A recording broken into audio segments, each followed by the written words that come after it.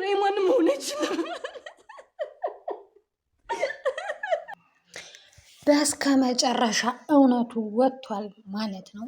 ሰላም ጤና ይስጥልን የቻናሌ ቤተሰቦች፣ በስከ መጨረሻ እውነቱ ወጥቷል። ቤቲ አበደች፣ ብቻዋን ቀረች ማለት ነው።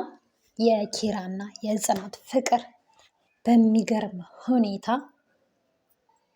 ጸና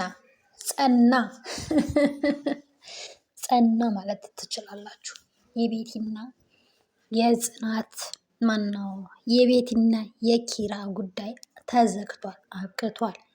በእርግጥ ተዘግቷል ማለት አይቻልም። ምክንያቱም እቺ ቤቲ የምትባል ግለሰብ በዚህ የምታቆም በዚህ የምታበቃ አትመስልም ማለት ነው። ኤኒዌይስ ግን ደስ ይላል። በቃ አንቺን ማለት የሰው ሀዘን ባያስደስትም ግን የቤቲ ሀዘን ሰይጣናዊ ስራ ነበር ሰር ነበረው። ስለዚህ ይሄ ይገባታል አደለ ጋይሶች? ይገባታል፣ በእውነቱ ይገባታል። ደስ የሚል ስራ አልነበረም ስትሰራ የነበረው ማለት ነው። እና ውድ ተከታታዮች፣ ውድ የጽናት ድራማ ተከታታዮች እንኳን ደስ ያላችሁ። በቃ በስከ መጨረሻ እውነቱ ምን ቢሆን ወጥቷል። አንድነት እውነታውን አፍረጥርጠዋለች ማለት ነው። አንድነትና ኪራ እውነታውን አውቀው አፍረጥርጠውታል። በቃ የጽናቴ ደስታ በድጋሚ ሊመለስ ነው። የጽናትና የኪራ ፍቅር በድጋሚ ሊመለስ ነው ማለት ነው። ቀጣዩ የእነሱን ቀለበት የምናይ ይሆናል በቀጣዩ ቪዲዮ ማለት ነው። የእነሱን ቀለበት የምናይ ያድርገን ይሆናል ደግሞ። ምክንያቱም ቤቲ በእርግጥ አሁንም አርፋ የምትቀመጥ አርፋ የምትተኛ ልጅ አይደለችም። ቢሆንም ግን በቃ ቢያንስ ይሄ ቀለበት ቀርቷል። በቃ እኔ ጠርጥሬያለሁ ከመጀመሪያም ሊሰራላት እንደነበረ ኪራ ማለት ነው። እዚህ ጋር ኪራን አለቅም፣ ኪራ የኔ ብቻ ነው፣ ኪራ የኔ ብቻ ነው፣ ከዚህ ቤት አልወጣም። ተይ ፈሪ ቤቲ፣ ነውር አይደለም እንዴ?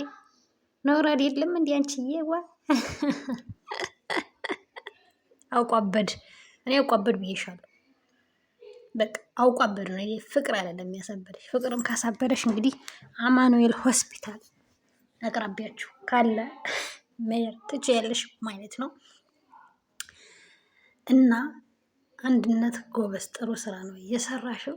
ምሩ፣ ሁላችሁም ጥሩ ስራ ነው። በቃ የእውነት ማለት ግን ድራማውን ግን እውነት ለመናገር ግን አልቻሉበትም፣ ድርሰቱን አልቻሉበትም ማለት ነው። ምክንያቱም በደንብ አልቻሉበትም። እንዲህ የሚመስጥ የሚያጓጓ አድርገው አልተወኑትም ማለት ነው። እና